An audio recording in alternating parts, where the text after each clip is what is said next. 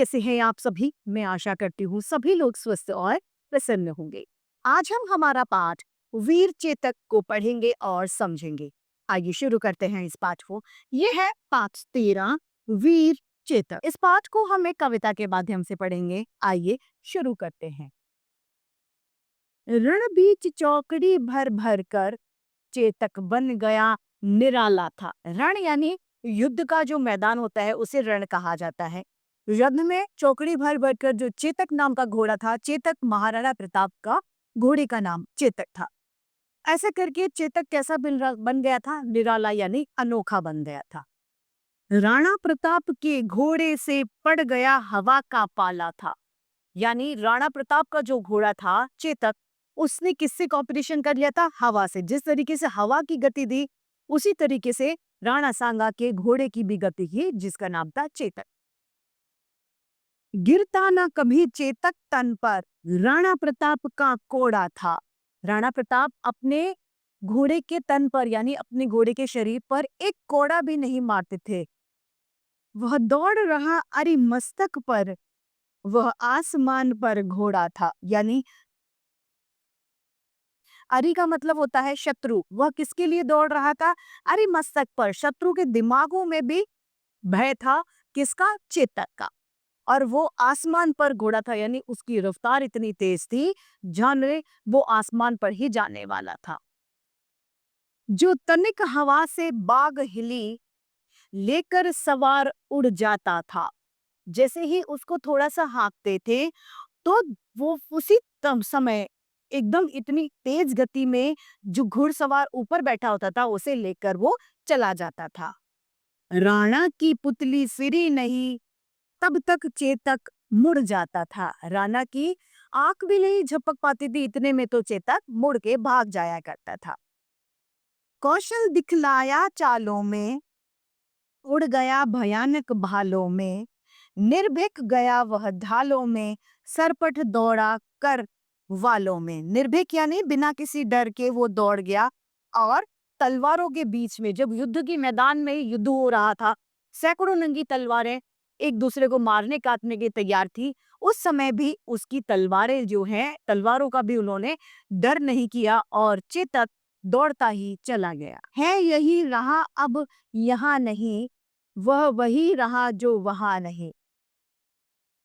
थी जगत में न कोई जहां नहीं, थी जगह हमें, थी जगह न कोई जहां नहीं, अरि किस अरि मस्तक पर कहा नहीं। बढ़ते नद सा वह लहरा गया, वह गया गया फिर ठहर गया। बढ़ते नद यानी नदी। नद मतलब नदी से तात्पर्य है कि बढ़ते, जिस तरीके से पानी नदी का चलता रहता है उसी तरीके से राणा सांगा जी के चेतक वो हमेशा चलते रहे और वह गया गया फिर ठहर गया। वो चलता गया और फिर एक जगह आके रुक गया।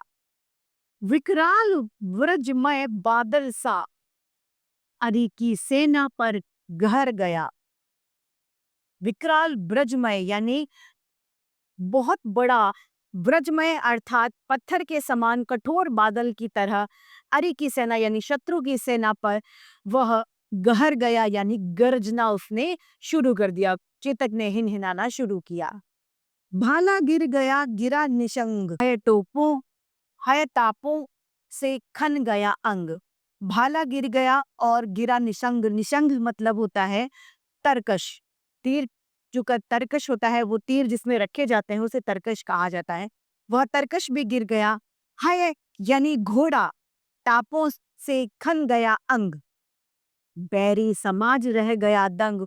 घोड़े का देखा ऐसा रंग। ये जो दुश्मन जमाना था महाराणा प्रताप जिससे युद्ध कर रहे थे, वो सभी लोग उस घोड़े को देखते ही रह गए। ऐसे थे हमारे महाराणा प्रताप के घोड़े चेतक।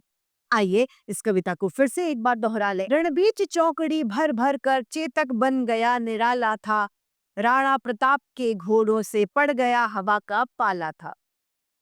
गिरता न कभी चेतक तन पर राणा प्रताप का कोड़ा था, वह दौड़ रहा असी मस्तक पर, वह आसमान पर घोड़ा था। जो तनिक हवा से बाग हिली लेकर सवार उड़ जाता था। राणा की पुतली फिरी नहीं, तब तक चेतक मुड़ जाता था। कौशल दिखलाया चालों में, उड़ गया भयानक भालों में, निर्बिक गया वह डालों में, सरपट दौड़ा कर वालों में। है यही रहा अब नहीं यहाँ, नहीं अब यहाँ नहीं, वह नहीं रहा वह वहाँ नहीं, थी जगह न कोई जहाँ नहीं, किस अरि मस्तक पर कहा नहीं, बढ़ते नद सा वह लहरा गया, वह गया गया फिर ठहर गया, विकराल व्रजमय बादल सा अरि की सेना पर गहर गया।